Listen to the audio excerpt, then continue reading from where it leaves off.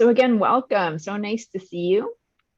This is a Vintage Fitness webinar. We have webinars every 6 weeks on issues about seniors, health, and wellness. And today I'm really excited to have Dr. Anne-Marie Lacroix. She's a naturopathic doctor, teaching us a bit about how naturopathic medicine can help seniors. As I mentioned, if you have questions, please pop those into the chat or use the question answer feature, and we'd be happy to answer them as we go through our presentation.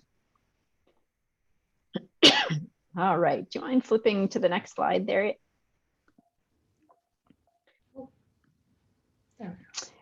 So at Vintage Fitness, which is the company that I own, we do personal training for seniors, both virtually and in person. In person, it's across the GTA. There's 14 personal trainers that work as far west as Hamilton, all the way across to Scarborough. We have trainers in Aurora and everywhere in between.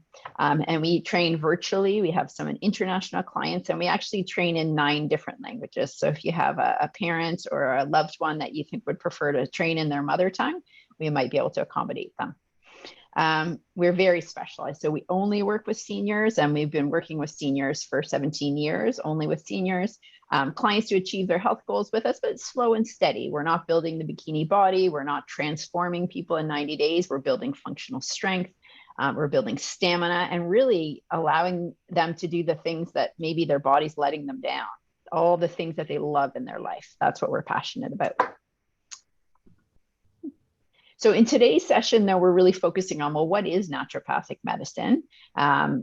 Dr. Lacroix is going to take us through the 4 fundamental pillars of longevity and how to maximize each of those pillars, and then talk a bit about a subject that I'm interested in learning about is supplementation for seniors. Is it safe? Should we do it? Should we not do it? So that will be a good topic.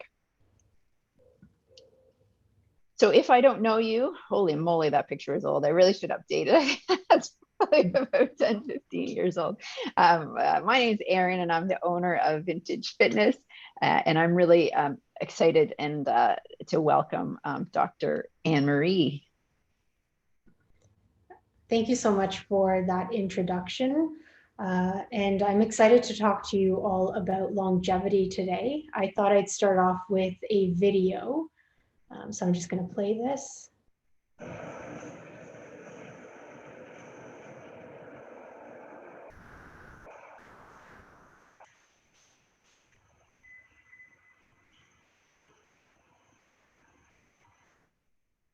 So how old do you think this woman is? If you could just write your response in the chat, we'll take the first answer that comes up.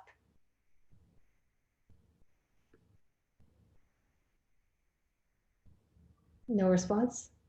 Okay, so this is actually my grandmother. Hold on, they're coming in now. 86, and then Arlene says could be any age. No one wants to commit. 80, 60. Oh, I love this. That's great. It's a big range. It's a great range. So this is actually my grandmother. And this picture of her holding the puppy is of her just having turned 90. And this video is of her at the gym at the age of 87, so just before the pandemic hit. So she's really been my inspiration for leading a healthy life. From a very young age, I remember her meditating every morning for 20 minutes, going for long walks, eating healthy, and she is also quite the social butterfly. Oh. All right, so a little bit about me. So I did my bachelor in biomedical sciences at the University of Calgary. This was then followed by my master's of science at McMaster. I then went on to pursue a 4-year Doctor of Naturopathy from the Canadian College of Naturopathic Medicine. During my time in my undergraduate degree, I received summer studentships to carry out research at the Mars Center and Sick Kids Hospital in Toronto. This helps me, or my research background helps me to develop evidence-based protocols that are individualized for my patients. I currently work at 2 clinics in Toronto, the first being focused on health, which is at Yonge and Eglinton, and the second is Liberty Clinic, which is located at Bloor and Sherbourne. One of the most common questions I get asked is, what exactly is naturopathic medicine? So it's a healthcare system that combines the best of modern scientific knowledge with traditional and natural medicine to address dysfunction in the body. It's beneficial for disease prevention and health promotion. It's good for individuals whose symptoms they couldn't manage themselves or with other healthcare practitioners. It's also great for individuals looking for treatment options for both acute and chronic conditions. And the last one, it's good for individuals wanting to combine natural and conventional medicine to minimize side effects and improve quality of life. So I think this is one of the most common misconceptions there is about naturopathic medicine, is that we are, anti-conventional medicine and anti-pharmaceutical, which is not the case. We often work with your current state of health, medications, and other healthcare practitioners. So that leads me into discussing how naturopathic doctors and naturopathic medicine can help with the 4 fundamental pillars of longevity. So think about these 4 fundamental pillars like pillars of a stool or table. So if any one of these becomes weaker, the table then topples. If you then add in a bonus or additional 5th pillar, that helps to better bolster the table. But again, if you're not looking after the other 4 pillars, the table will also topple. So this is a great metaphor for longevity, and I'll be talking about each one of these different pillars individually. So the first one being nutrition, and probably the most important. Hippocrates, who's considered the founding father of modern medicine, once said, "Let food be thy medicine." So everything really does start with nutrition. It's important as much as possible to eat whole foods. This includes things like dark leafy greens, berries, which are full of antioxidants, raw nuts and seeds, avocados, pasture-raised chicken eggs, wild-caught salmon, grass-fed beef and chicken, as well as healthy oils, including avocado and olive oil. You want as best as possible to avoid things like sugar, sodas, and sweetened drinks, as well as vegetable oils. So these include canola, safflower, and sunflower.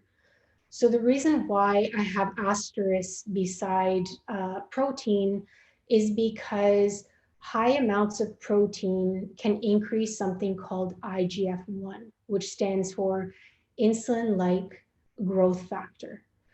So if you're not exercising and insulin-like growth factor increases, this can actually increase your risk of all-cause mortality.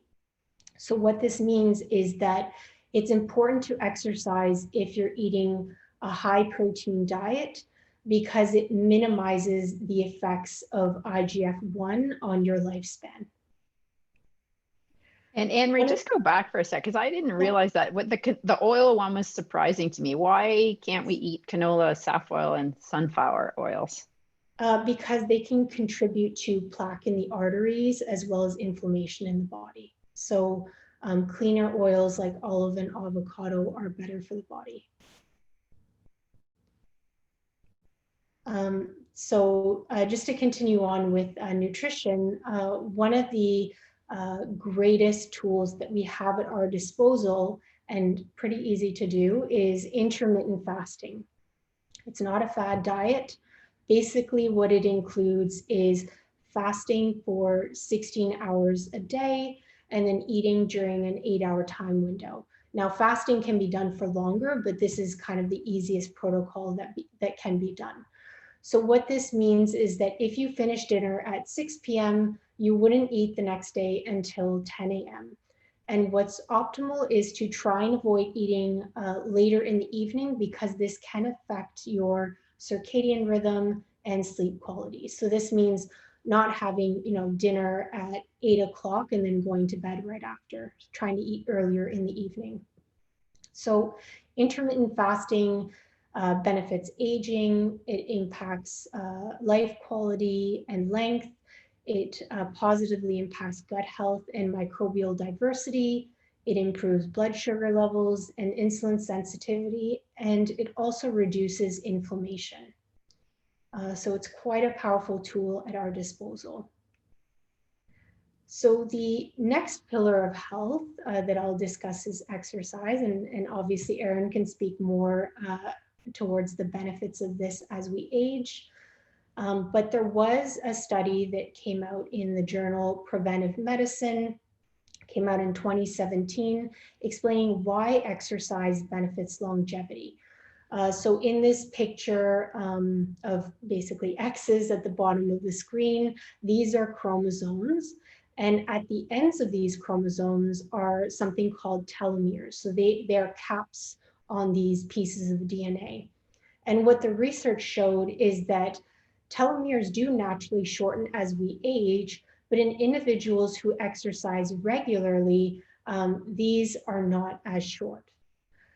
So other benefits of exercise include positively affecting mood. It improves strength and balance to help you avoid trips and falls. It's great for memory and brain function. It boosts energy. It's also disease preventative, so important for cardiovascular disease and diabetes. And lastly, it helps with arthritis pain. So Anne-Marie, just before you get onto that, yes. I would add fall prevention to exercise, and anyone that has questions about exercise in seniors, please do talk to me. We did have a question about, has intermittent fasting been researched with seniors? That's a great question that I'm not entirely sure of. A lot of the research, I believe, to my knowledge, has been done in younger adults, but that is something that I'd have to look into further. Yeah, and maybe we can send a link in that. My suspicion, and not necessarily with the research, is for me, I have teenagers. I wouldn't always recommend it for them because they're growing and they have a lot of caloric needs. As we get older, our number of caloric needs goes down. And so that, in the second half of life, I would be more apt to recommend intermittent fasting. Just be careful because a lot of your medication will need to be taken with food. So that's a cautionary tale around, how you manage intake of medication and intermittent fasting. Yeah, there is research to suggest that it benefits postmenopausal women, and that is not potentially as ideal in premenopausal individuals, just because it can have an effect on hormones. So yeah, there is some of that research there, but I don't know if, seniors like, 70 plus, if that's been well characterized in research. So in terms of the next pillar of health, which is sleep, so this one I find is not often discussed enough. Lack of sleep can actually contribute to inflammation in the body, if you could believe that. So we actually sleep 1/3 of our lives in order to be productive, the other 2/3. A lack of sleep has been linked to a shorter lifespan. And in individuals 50 plus, you should actually be getting 7 or more hours of sleep per night. Lack of sleep has both short-term and long-term effects. Short-term effects include psychological concerns, including depression and anxiety, skin, muscle, or tissue pain. So this can increase pain sensation in the body. It decreases your memory, cognition, and performance. And then there are some potential long-term effects of not sleeping regular hours. This includes increased cholesterol. One of my patients was amazed to find out that it can actually contribute to higher blood pressure. It can also contribute to type 2 diabetes and an increased risk of certain cancers. So sleep really is important. And some of the tips that I give my patients are to, as best as possible, obviously it's not always possible, but minimize alcohol consumption.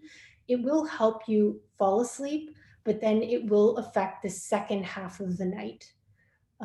So your sleep will be disturbed, and that's because it acts as a diuretic. So oftentimes people who drink a lot of alcohol before bed will have to wake up and use the bathroom. And Marie, sorry, we had one request. If you could speak one touch louder, that would be amazing. Oh, sure. Thanks. For sure. So the other thing is caffeine. So it's important to minimize caffeine because it has a half-life in the body of 3 to 5 hours. So what this means is that if you drink a cup of coffee at 12 o'clock at night, that may last in the body for up to 10 hours later. So that can really impact sleep if you're having it later in the day at like 3, 4, or 5 p.m. The other thing to be aware of is electronics. You want to avoid before bed as much as possible because the blue light can affect melatonin production for up to 3 hours after using electronics. So something that could be a benefit includes things like blue blocker glasses. So using these earlier in the evening before bed, especially if you're on your electronics. The next is making sure that the room is dark and cooler to what is obviously comfortable. So anywhere from 15.5 degrees Celsius to 19 degrees Celsius. And lastly, it's important to have a routine. So going to bed each night at the same time to make sure that the body is primed for sleep and knows when that's coming. All right, so any additional questions before I move forward? Nope. Okay, perfect. So the next pillar of health is emotional health, which I think is extremely important and has obviously become so throughout the pandemic when people haven't been able to socialize like they used to. So optimizing mental health involves obviously improving the other pillars of health for longevity, including nutrition, exercise, and sleep. I actually co-wrote an ebook, which is free on my website that discusses these. And then the other is implementing a meditation practice. So I think meditation is daunting to a lot of people. We often think that meditation involves having a blank mind, but that's really not the case. It's impossible to, go completely blank. We have thoughts that come in and out all the time. So meditation is basically a non-judgmental practice where you just focus on your breathing, if only for a couple of seconds, in order to quiet down the nervous system. There's many apps out there available for meditation. These include things like Headspace and Calm. So yeah, this has become very easy to access, especially with technology. Social engagement is obviously super important for mental health. It's part of, in psychology, Maslow's hierarchy of needs. Social engagement obviously was a challenge throughout the pandemic, but hopefully, as things open up, people are feeling a little bit more comfortable to engage in person, and if not, either over the phone or through Zoom. And then lastly, speaking to a therapist as needed is always helpful for mental health. Any questions before I move on to the bonus fifth pillar of longevity? No, there's one question about website links. I'm assuming I was just asking whether that was the meditation apps that we're looking for website links, but the one you mentioned were Calm. Headspace and Calm, yeah. Headspace and, okay. She's personally, the ebook. Did you mention an ebook? Yes, I did. So that can also be sent out in an email to all the attendees. Great. Along with my website link, because it's a free download on there. Great, perfect. So the additional fifth pillar of health are supplements.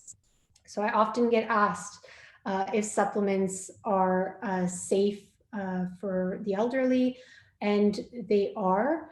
My only caveat to this would be you want to check in with your medical doctor and naturopathic doctor, because if something is natural, it doesn't mean it's safe. So for example, if somebody is on antidepressants, it's important that they not take certain supplements, but because this can lead to serotonin syndrome, which in some cases can lead an individual to go into the hospital. So always checking in with your medical doctor and naturopathic doctor before starting supplements is important.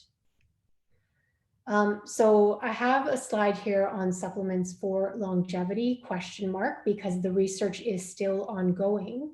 But based on research by David Sinclair at Harvard, sirtuins are one of the keys to longevity.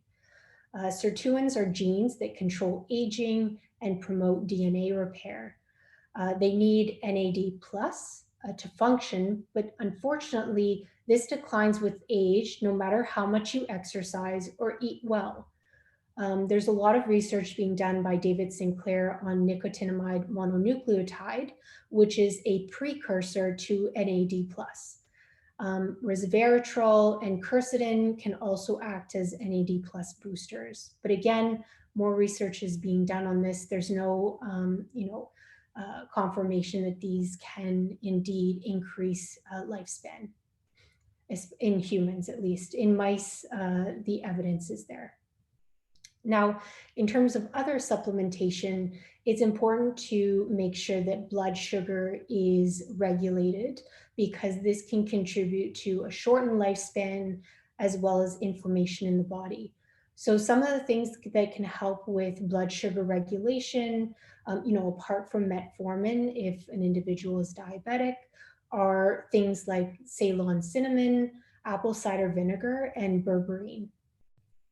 Again, for supplementation, it's best that you speak with a healthcare practitioner to make sure that you're on the right supplements for your body. And there was just a question about what NAD was. What does that stand for? So it stands for nicotinamide adenine dinucleotide. Okay, and then there was another question about, can you comment more on the blood sugar lowering supplements? Can you use them preventatively? Yes, you definitely can. Ceylon cinnamon is something that I personally take and have recommended. I purchased this from health food stores. I'll add a teaspoon of that to my oatmeal in the morning, or sometimes I'll add it to my coffee. Apple cider vinegar, best not to take if you have something like acid reflux, but it is something that can be added to salads, or just taken as a straight shot. Berberine has good research behind it as a blood sugar lowering supplement. And I have recommended this for patients whose blood sugar levels are a bit dysregulated. Does it matter when you take these? Or often people talk about taking apple cider vinegar in the morning, for example, or with food, or? Yeah. Doesn't matter when you take these. There's no specific timing. You could even take cinnamon in the evening if you wanted to. Same with apple cider vinegar, and there's no time restriction on berberine. There was just another comment about the concern about apple cider damaging your teeth. Yes. So just like lemon water, you want to make sure that you brush your teeth before you consume apple cider vinegar. So you don't want to have this first thing in the morning on an empty stomach without having, eaten or brushed your teeth, because it can impact the enamel. Great. And how much apple cider do you recommend? Usually I don't make recommendations unless I know what your history is, or it's difficult for me to know what would be best without taking that history. Okay. Yeah. Any additional questions? Nope. Okay, perfect.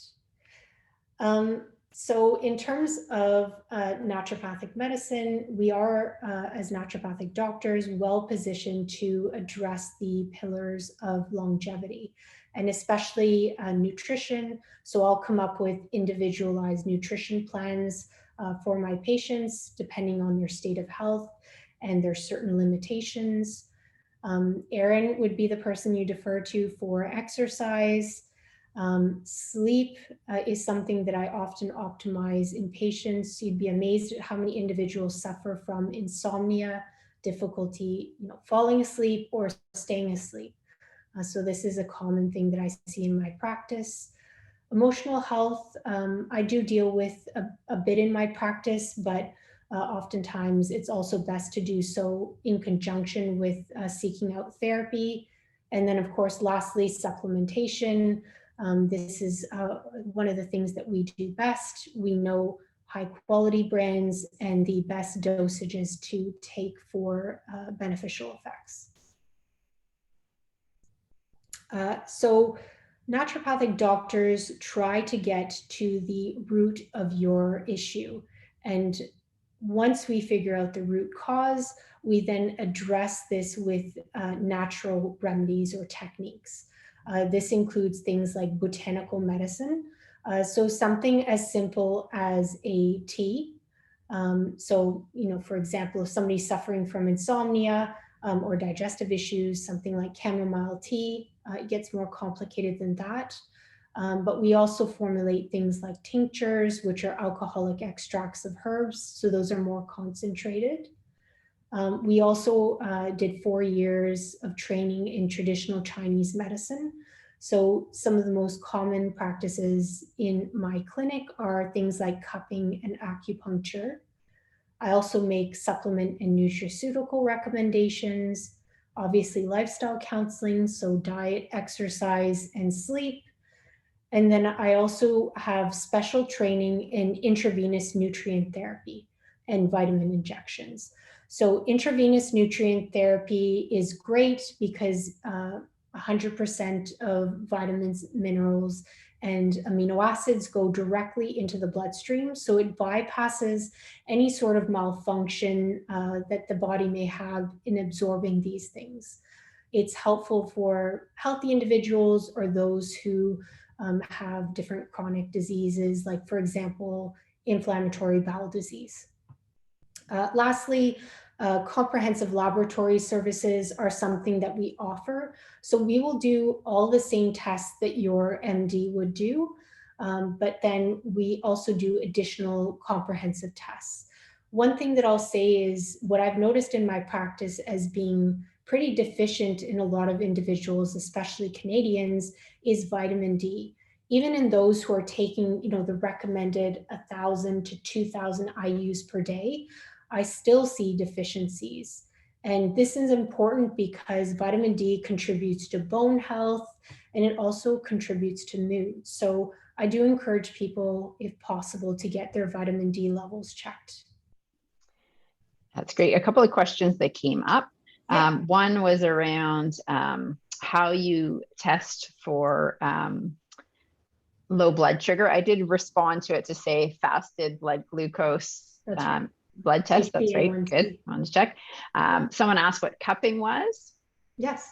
So cupping is a pretty old technique where you put cups onto different body parts and then that suctions the skin into the cup. And by moving the cup around, it helps to bring blood flow to the area, allowing for toxins to be removed and nutrients to be brought into the area.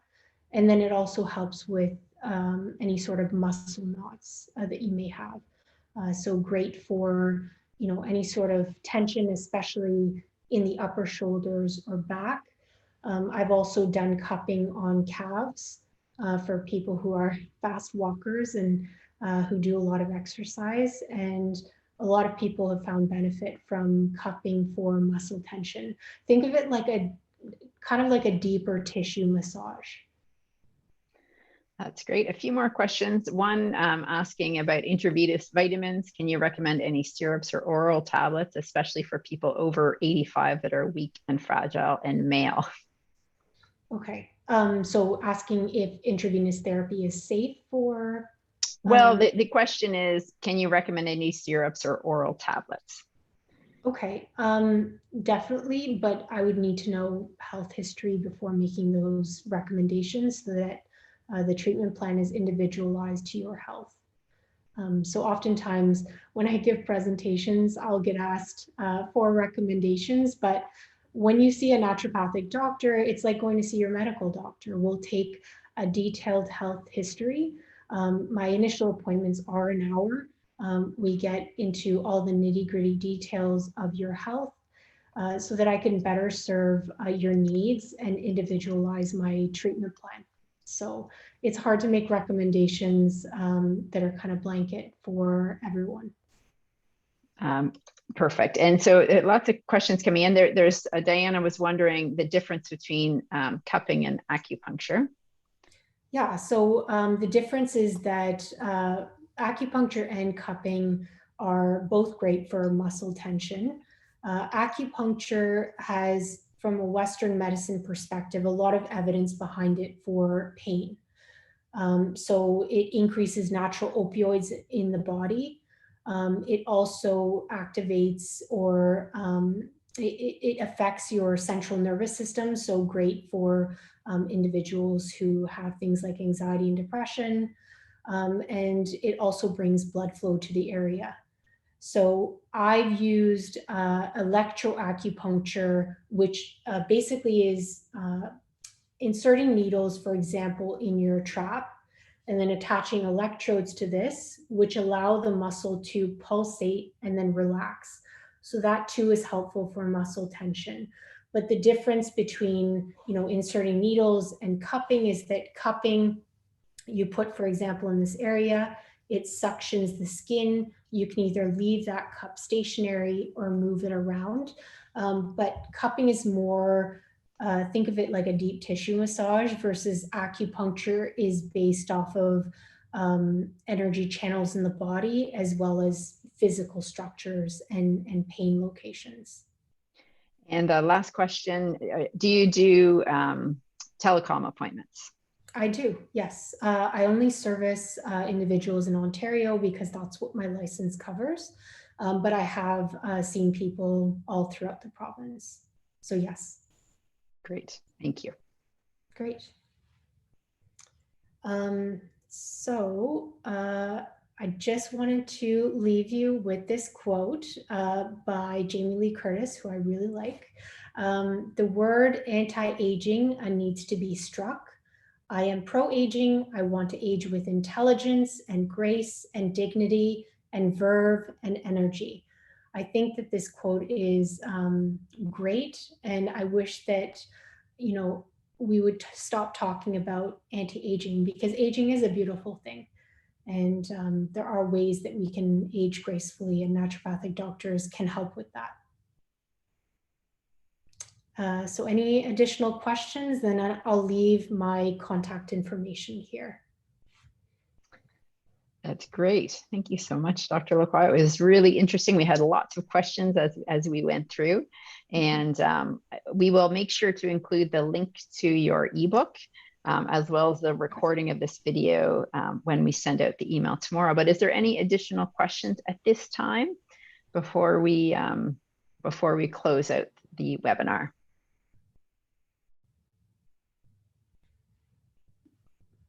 It looks like people got all their questions along the way. So if you wanted to, so some thank yous coming in, you're welcome.